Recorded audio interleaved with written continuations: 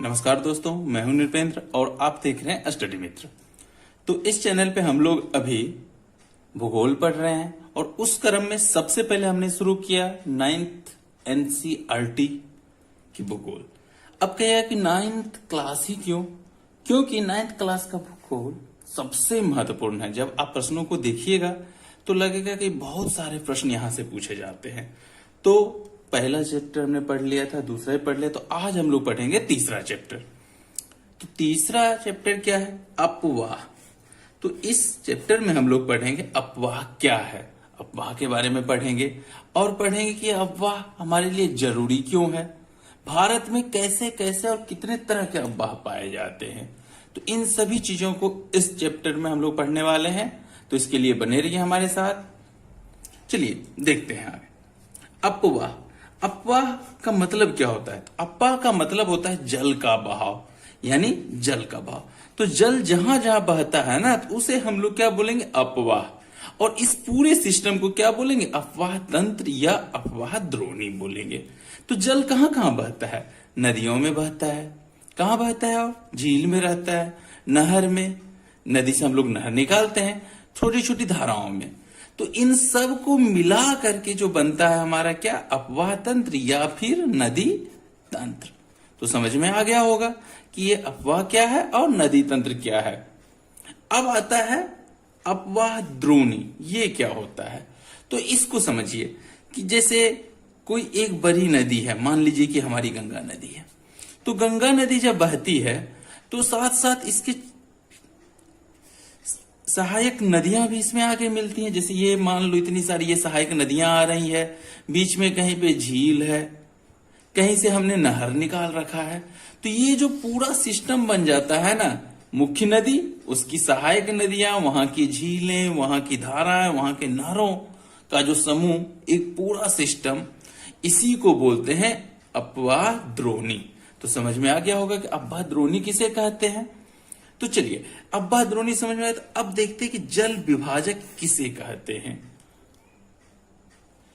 देखिए मान लिया कि ये दो नदियां बह रही, एक नदी ये और एक नदी ये। जब दो नदियां बहती है ना, तो उसके बीच का जो जमीन का ऊंचा हिस्सा होता है, जो इन दो नदियों को, यानी नदियों को या जल स्रोतों को अलग करती है, तो इसी अलग करने वाले हिस्से को हम लोग बोलते हैं जल विभाजक। जो कि नदियों से क्या होता है? थोड़ा ऊंची भूमि होती है। जैसे अंबाला की बात करें तो अंबाला क्या करती है कि सिंधु नदी द्रोणी और गंगा नदी द्रोणी को क्या करती है? अलग करती है। तो वह क्या है? एक जल विभाजक है। तो ऐसा करते हो कि जल विभाजक समझ में आ गया होगा। अब देखिए जब ये नदियां बहती है ना, तो जब ऊपर के हिस्से में बहती है पहाड़ी एरिया में, तो यहाँ पे ढाल बहुत ज्यादा होता है। जब ढाल बहुत ज्यादा होता है तो काफी तेजी से बहती हैं, अपर्दन करती हैं और बड़े बड़े गहरे गॉर्ज का निर्माण करती है। तो गॉर्ज का निर्माण कहां पे होता है? पहाड़ी हिस्सों में, जहां नदियां काफी तेजी से बहती है। उसके बाद जब वो प्लेन में आती है तो वो थोड़ा धीरे से बहना शुरू हो जाती है। और जब प्लेन में आ जाती है, जहां ढाल एकदम कम होता है, तो ये नदियां इस तरह से बहने लगती है। तो इस तरह से जो मुड़ करके बहने लगती है ना, तो इसी को क्या बोलते हैं? विसर्प बोलते हैं। क्या बोलते हैं? विसर्प। तो विसर्प समझ में आ गया होगा। अब जैसे देखिए ये नदी ऐसे मुड़ के बह रही, तो ये क्या बन गया? विसर्प। और कभी कभी क्या होता है कि ये जो हिस्सा होता है, यहां पे भी पानी का कुछ हिस्सा हो जाता है। इस तरह से नदियां ऐसे मुड़ गई और यहां पर भी पानी का हिस्सा होता है, तो ये आकृति गाय के खुर के समान हो जाता है। तो इसी को बोलते हैं गोखुर झील। तो समझ में आ गया गोखुर झील किसे कहते हैं। अब नदी जब अपने मुहाने पे आती है ना, तो ये कई छोटी छोटी धाराओं में बट करके समुद्र में गिरती है। तो अलग अलग धाराओं के बीच का जो हिस्सा होता है उसको बोलते हैं डेल्टा। तो समझ में क्या आ गया होगा कि नदी जब निकलती है, वहां से लास्ट में समुद्र मिलती है, तो उसके बीच में वो विसर्प बनाती है, गोखुर झील बनाती है, डेल्टा बनाती है, और पहाड़ी एरिया में क्या बनाती है? गॉर्ज का निर्माण करती है। तो ये होता है एक नदी का क्रम। तो अब हम देखेंगे भारत में कौन कौन सी अपवाह द्रोणी है। तो देखें भारत में जब हम लोग नदियों को बांटेंगे ना, तो उसे दो हिस्सों में बांट सकते हैं। तो दो हिस्सों में बांटते हैं, कौन कौन सी? एक जो ऊपर की हिमालय से निकलने वाली नदियां हैं वो, और दूसरी नीचे प्रायद्वीपीय हिस्सों वाली नदियां। अब कहिएगा क्या आपने इसको भौगोलिक आधार पर बांटा है? नहीं, भौगोलिक पे नहीं बांटा है, जबकि इन दोनों प्रकार की नदियों के गुणों के आधार पर बांटा है। हिमालय से जो नदियां निकलती हैं उसकी विशेषताएं अलग होती है, और प्रायद्वीपीय एरिया में जो नदियां होती है उनकी विशेषताएं अलग होती है। तो आइए जानते हैं एक एक करके। तो भारत के अफवाह तंत्र को हमने दो भागों में बांटा, एक हिमालय से निकलने वाली नदियां से बना हुआ अफवाह तंत्र और एक प्रायद्वीपीय। तो हिमालय से जो नदियां निकलती है उसमें सालों भर पानी रहता है। अब आप बताइए कि सालों भर पानी क्यों रहता है? तो देखिए, हिमालय में क्या होता है, बर्फ होता है, तो बर्फ के पिघलने से नदियों में पानी आता है, जिसके कारण सालों भर पानी बना रहता है। मतलब हिमालय की नदियों में दो बार पानी भरता है, एक हिमानी से यानी बर्फ के पिघलने से, और दूसरा मानसून में, मानसून बारिश से। तो बारिश और हिमानी दोनों से पानी भरता है, किसमें? हिमालय की नदियों में। वहीं प्रायद्वीपीय नदियों में बर्फ का तो कोई चांस ही नहीं है, तो एक ही उपाय है, क्या? मानसून से पानी आता है। इसके कारण इसमें सालों भर एक जैसा पानी नहीं रहता है। कुछ नदियां तो मौसमी होती हैं, अधिकतर नदियां सूख जाती हैं गर्मियों में। अब देखिए, चूंकि हिमालय की नदियों में पानी अधिक होता है तो इसकी लंबाई निश्चय ही अधिक होगी। क्यों? क्योंकि ज्यादा पानी रहता है तो ज्यादा दूर तक जाएंगे। वहीं प्रायद्वीपीय नदियां जो होती है उसकी लंबाई कम होती है। क्यों होती है, समझ में आ गया? अब देखिए, हिमालय की नदियां गॉर्ज बनाती है, क्योंकि ये पर्वतीय क्षेत्रों से जब गुजरती है ना तो बड़े बड़े गॉर्ज बनाती है इस तरह से, और प्रायद्वीपीय नदियां गॉर्ज का निर्माण नहीं करती, ये छिछली होती है। अभी हमने देखा था नदी के क्रम में क्या, कि वो विसर्प भी बनाती है, गोखुर झील भी बनाती है। तो ये कौन सी नदियां बनाती है? हिमालय की नदियां। जबकि प्रायद्वीप की जो नदी है वो एकदम सीधी रेखा में गमन करती है। सीधी रेखा में गमन करती है तो ना तो विसर्प बनाएगा ना तो गोखुर झील। विसर्प कैसा होता है? जब नदियां इस तरह से घूमती है, और प्रायद्वीपीय नदियां क्या करती है? वो एकदम सीधी रेखा में गमन करती है। हिमालय की नदियां अपने मुहाने पे डेल्टा बनाती है। डेल्टा हमने देखा था कि नदियां क्या होती है, जब अपने मुहाने पे आती है तो अलग अलग धाराओं में बट जाती है, और उसके बीच का जो हिस्सा होता है इसी को क्या बोलते हैं? डेल्टा कहते हैं। और जबकि प्रायद्वीपीय नदियां क्या बनाती है? एस्चुअरी बनाती है।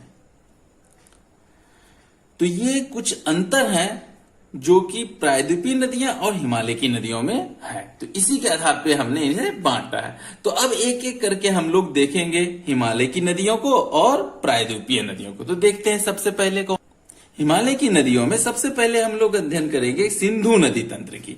तो सिंधु नदी तंत्र, इसकी लंबाई है 2900 किलोमीटर, और सिंधु नदी का उद्गम कहाँ है? मानसरोवर के निकट तिब्बत में। तो इसको हम लोग मैप में देखते हैं और अच्छे से समझ में आएगा।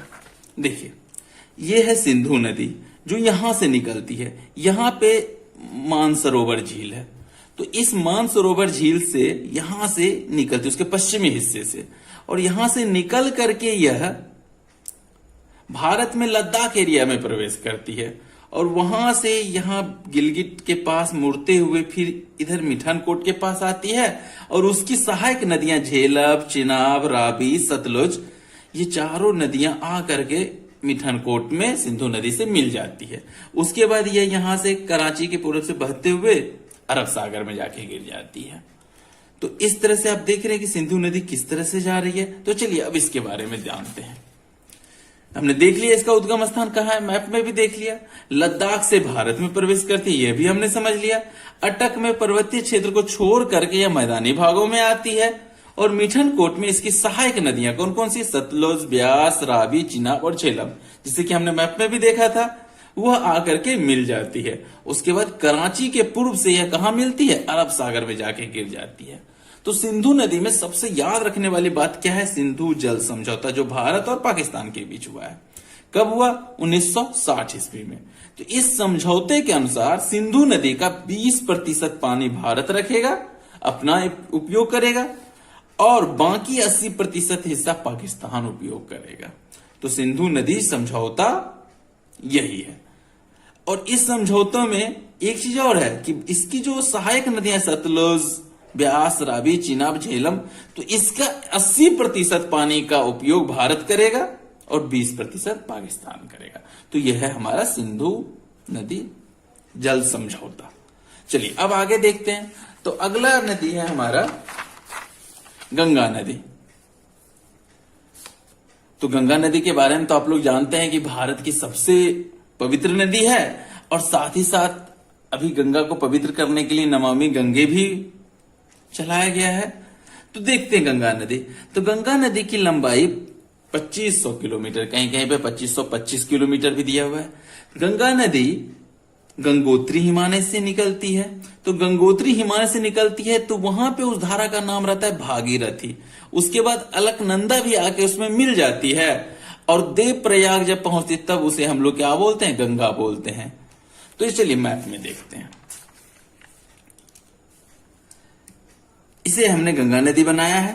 तो यहां पे गंगोत्री हिमानी है, तो इसी गंगोत्री हिमालय से निकलती है भागीरथी, और इधर से अलकनंदा आकर के जब मिल जाती है तो यहां पे जब मैदानी भाग में पहुंचती है तो इसे बोलते हैं गंगा। और गंगा यहां से देखिए बह रही है, मैदानी हिस्से में बहती है। इसके बाएं तरफ से यमुना नदी बह रही है जो कि यमुनोत्री से निकलती है, और यह आकर के इलाहाबाद में मिल जाती है। अब देखिए यहां पे जो गंगा नदी बह रही है तो इसकी सहायक नदियां दोनों तरफ से आती है, नीचे की तरफ से और ऊपर से। तो ऊपर से ये हिमालय वाली नदियां आती है और इधर से प्रायद्वीपीय नदियां आती है।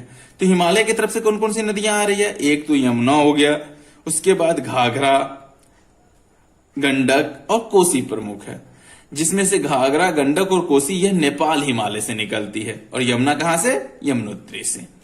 और प्रायद्वीपीय हिस्से से कौन सी नदी आ रही है, सोन, बेतवा और चंबल, ये नदियां आके गंगा नदी में मिल जाती है। गंगा नदी जब यहां पश्चिम बंगाल के इस एरिया में पहुंचती है फरक्का के पास, तो यहां पे दो भाग हो जाता है। एक भाग सीधा बांग्लादेश में और दूसरा भाग क्या होता है, दक्षिण की तरफ मुड़ जाती है। तो दक्षिण तरफ मुड़ करके यह सीधे बंगाल की खाड़ी में आके गिर जाती है, और बीच में किसका निर्माण करती है, यहां पे डेल्टा का निर्माण करती है। और दूसरा हिस्सा जो मुख्य हिस्सा है वो बांग्लादेश में प्रवेश कर जाता है, और बांग्लादेश में इधर से ब्रह्मपुत्र नदी आके इससे मिलती है, और जब मिल जाती है तो संयुक्त रूप से जो मिला हुआ होता है उसको बोलते हैं मेघना, और वह फिर बंगाल की खाड़ी में गिर जाती है। तो चलिए ये तो मैप में देखा, अब थोड़ा उसके बारे में जानते हैं। यहां तक समझ में आ गया। देव प्रयाग में यह है, गंगोत्री और अलकनंदा दोनों मिल जाती है। हरिद्वार में गंगा मैदानी भाग में प्रवेश करती है। इसकी सहायक नदियां क्या है, यमुना, घाघरा, गंडक और कोसी, जिसमें से यमुना कहां से निकलती है, यमुनोत्री से, हिमालय से, और घाघरा, गंडक और कोसी ये तीनों कहां से निकलती है, नेपाल हिमालय से। और ये नदियां जो है ना उत्तर भारत में मतलब मैदानी हिस्से में बाढ़ का एक प्रमुख कारण है, जहां कोसी को तो बिहार का शोक माना जाता है। क्यों, क्योंकि यह हर साल बाढ़ लाती है। और प्रायद्वीपीय नदियां जो कि आके मिलती है, जो इसकी सहायक नदियां गंगा की, चंबल, बेतवा और सोन, मैप में भी हमने देखा था। पश्चिम बंगाल के फरक्का में दो भागों में बढ़ती है, ये भी मैप में देख लिया। तो दो भाग में जो मुख्य धारा है बांग्लादेश में प्रवेश करती है, ब्रह्मपुत्र आके मिलती है और उसे मेघना नाम से जानते हैं, और अंत में बंगाल की खाड़ी में मिलती है। और दूसरी धारा जो कि दक्षिण की तरफ चली गई थी, इसको भागीरथी हुगली बोलते हैं, यह भी बंगाल की खाड़ी में जाके मिल जाती है। चलिए हमने गंगा के बारे में देखा, अब हम लोग देखेंगे ब्रह्मपुत्र नदी।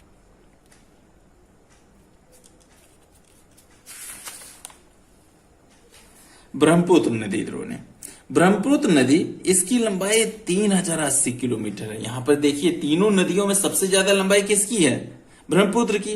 तो आप कह सकते हैं कि भारत की सबसे लंबी नदी ब्रह्मपुत्र नदी है, लेकिन भारत में सबसे लंबी नदी कौन सी है, तो वह है गंगा नदी।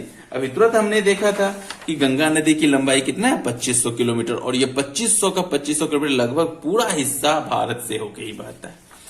तो इसलिए हम क्या कह सकते हैं, सबसे बड़ी नदी जो भारत में वो गंगा, और भारत की सबसे बड़ी नदी ब्रह्मपुत्र। तो इसका उद्गम भी है तिब्बत में मानसरोवर के पूर्व। चलिए मैप में पहले देखते हैं तो ज्यादा समझ में आएगा। देखिए यह मानसरोवर है, इसके पश्चिमी हिस्से से कौन से, सिंधु नदी निकली थी, यहां से सतलज नदी निकल रही है। सतलज नदी के पास वाले हिस्से से ही इस मानसरोवर झील के पूर्वी हिस्से से ब्रह्मपुत्र नदी निकलती है, और यह भारत के एकदम पैरेलल चलती है, कहां तक? अरुणाचल तक। और अरुणाचल में यह यू आकृति बना करके अरुणाचल में गॉर्ज के माध्यम से प्रवेश कर जाती है, जहां इसको दिहांग नाम से जाना जाता है। यहाँ पे इसकी कुछ सहायक नदियां जैसे लोहित ये सब मिलती है, और उसके बाद ये जब असम वाले हिस्से में अलग अलग छोटी छोटी धाराओं में बट के आती है, तो यहां पर इसे ब्रह्मपुत्र कहते हैं। और ये ब्रह्मपुत्र नदी अब आगे बढ़ के जब पश्चिम बंगाल में आती है तो गंगा में मिल जाती है, और यहाँ पे इसे मेघना कहते हैं, और यह बंगाल की खाड़ी में गिर जाती है। तो इस जगह पे जब ब्रह्मपुत्र के बीच में काफी छोटे छोटे द्वीप बन जाते हैं, तो दुनिया का सबसे बड़ा द्वीप, नदी द्वीप बोलते हैं इसे, तो नदी द्वीप भी कहाँ है? ब्रह्मपुत्र नदी में है। तो चलिए अब देखते हैं इसके बारे में, कहां से निकलती है समझ में आ गया होगा। अरुणाचल में भारत में प्रवेश करती है, दिहांग नाम से जाने जाती है, और इसकी सहायक नदियां क्या है? दिबांग, लोहित, कैनुला। असम में आके इसका नाम ब्रह्मपुत्र हो जाता है। बांग्लादेश में इसे जमुना कहते हैं, और यह गंगा में मिल जाती है, और इसमें नदी द्वीप है। और दुनिया का सबसे बड़ा नदी द्वीप कौन सा है? माजुली, जो कि ब्रह्मपुत्र नदी पर ही है। तो हमें लगता है आपको समझ में आ गया होगा ब्रह्मपुत्र नदी कैसी है। मैप में भी आपने देख लिया तो हमेशा याद रहेगा। अब आगे बढ़ते हैं, अब देखेंगे हम लोग प्रायद्वीपीय नदियों को। पहले मैप में देखते हैं प्रायद्वीपीय नदियां। देखिए, कुछ सतपुरा पहाड़ी से निकलती है, और कुछ नदियां, अधिकतर नदियां यहाँ पे जो पश्चिमी घाट बना हुआ था ना, ये पश्चिमी घाट है, वहां से निकलती है। तो पश्चिमी घाट से जो निकलती है पूर्व की ओर जाती है, वो बंगाल की खाड़ी में मिल जाती है, जिसकी लंबाई थोड़ी ज्यादा है। और कुछ नदियां पश्चिमी घाट से निकल के सीधे अरब सागर में गिरती है, जो कि बहुत छोटी छोटी हो जाती है। देख रहे कितनी छोटी पट्टी रहती है। तो यहाँ पे प्रायद्वीपीय नदियों को हम लोग दो भागों में बांटते हैं, एक जो पश्चिम की ओर बहती है, और दूसरा जो पूरब की ओर बहती है। पश्चिम की ओर बहने वाली नदियां कहाँ? अरब सागर में गिरती है, और पूर्व की ओर बहने वाली नदियां बंगाल की खाड़ी में गिरती है। तो देखिए, पश्चिम की ओर बहने वाली नदियों में दो प्रमुख है, एक नर्मदा और दूसरा तापी। इसके अलावा जो छोटी छोटी नदियां हैं जो कि पश्चिमी घाट से निकलती है, तो बहुत छोटी हैं, तो उतना महत्वपूर्ण स्थान नहीं रखता है। और पूर्व की ओर बहने वाली नदियों में कौन कौन सा प्रमुख है? महानदी, गोदावरी, कृष्णा, कावेरी, ये सारे प्रमुख हैं। चलिए एक एक करके सबके बारे में जानते हैं। मैप में देखने से क्या होता है कि हमें थोड़ा सा याद रहता है। तो देखें, पश्चिम की ओर बहने सबसे पहले नर्मदा।